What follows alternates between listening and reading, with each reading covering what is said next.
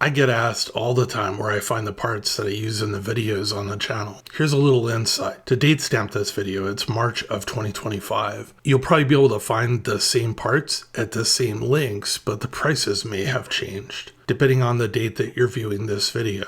There's starting to be a trickle of parts hitting the market from both the Fender Player II and Fender standard lines of guitars. The maple necks from both lines are great and very well made. The rosewood neck from the Player II line is, in my opinion, an incredible value for what it's selling for. The bodies from the Player II line are very well made. All of these parts make for really great quality builds at a budget price. Links to where you can find the parts I reference in this video will be at the top of the video comments. I'm not affiliated or sponsored by any of the companies that I reference in the links. Necks. Telecaster Player II necks go for between $259 and $329, depending upon whether they are maple or rosewood fretboards and whether they come with tuners or not. To get a Fender Player II rosewood neck with a set of the Fender Classic Gear tuners installed goes for $289 and up currently, and is, in my opinion, a pretty good deal. These days, Fender rosewood necks are normally USA made and they go for $499. And normally they're in the 600s. Stratocaster Player II necks started at about $259 and go up to around $379, again depending upon fretboard type and with or without tuners. Telecaster's standard necks are going for about $199. This is a good price for the maple neck, which is, in my opinion, a pretty good neck, especially for the price. I find them to be better necks than any of the different Squire series of guitars. It would make for good upgrades to a Squire. Stratocaster standard necks range from $199 to $239, depending upon, again, the fretboard and whether or not they have tuners. Bodies. Prices for Player II bodies are just pretty much all over the place, depending on what you're getting. I've purchased a Player II Tele solid body without any hardware in like new condition for $259.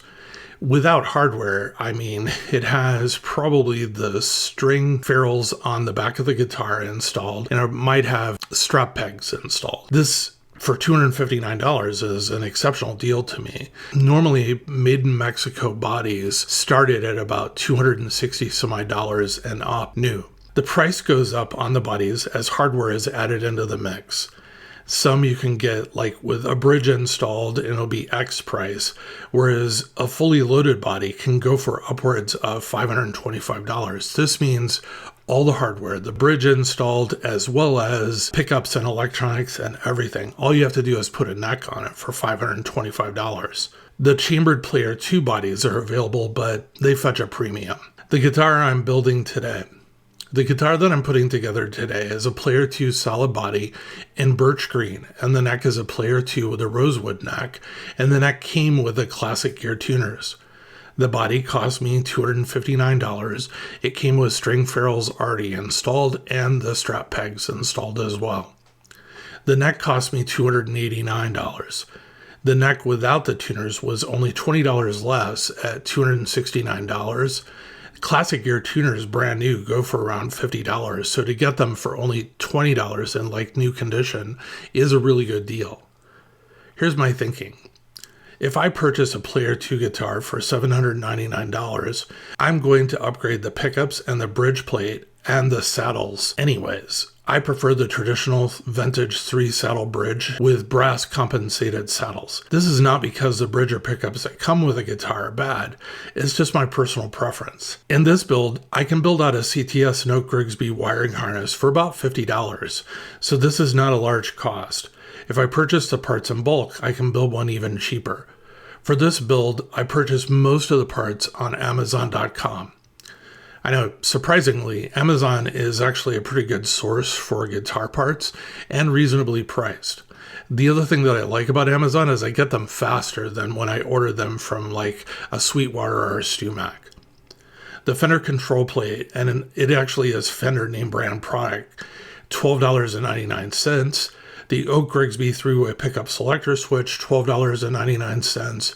2 each 250K CTS solid shaft pots for $15, a .047 UF orange drop capacitor for $3.50, and a Switchcraft 1/4 inch mono input jack for $7. For this project, I purchased a pure vintage 64 Telecaster pickup set from Fender for $199, and I also ordered this on Amazon. I love 60s Telecasters with rosewood necks. Here's Fender's marketing speak describing the pickups that I purchased. From vintage bobbin construction to genuine original era cloth wiring, all Fender Pure Vintage pickups are wound to precise specifications for authentic traditional Fender tone and performance. Warm up your Telecaster tone with a set of vintage accurate early 60s single coil Telecaster pickups, which offer hotter, stronger tele twang that's crystal clear and versatile enough for any musical application. To wrap things up, I then ordered a Wilkinson logo bridge plate with brass compensated saddles already installed for $26. All in for the project, I'm at about $750 and some change. I get enjoyment working on guitars and putting them together. I also get enjoyment from playing guitars. Those two things are not mutually exclusive with me, meaning that both acts are equally true for me. I'm not a good guitar player. The time I should spend practicing, I spend instead working on guitars. Guitar players that watch the channel make comments like, he's more of a guitar tech person than a player. I think that's a very polite way of saying that I'm a pretty shitty guitar player and an okay guitar tech, but I'm kind of okay with that. Folks sometimes seem really puzzled why I would not just buy an already assembled guitar with all the features I would like. I'd be kind of robbing myself of entertainment if I did that. If I was looking for a good guitar at a reasonable price, I'd either buy a used original Fender Player or a new Player II Telecaster, and I'd call it a day. Kind of hard to go wrong.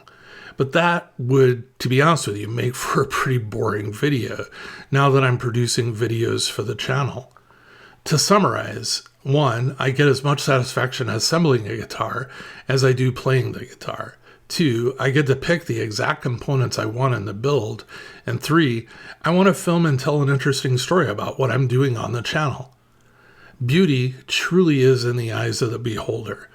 I do not know why, but I really love how this guitar looks and how it turned out. The green with a black pickguard and the very dark rosewood fretboard makes for a really stunning looking Telecaster, and the guitar almost plays itself. I'm very happy with this combination and how things turned out.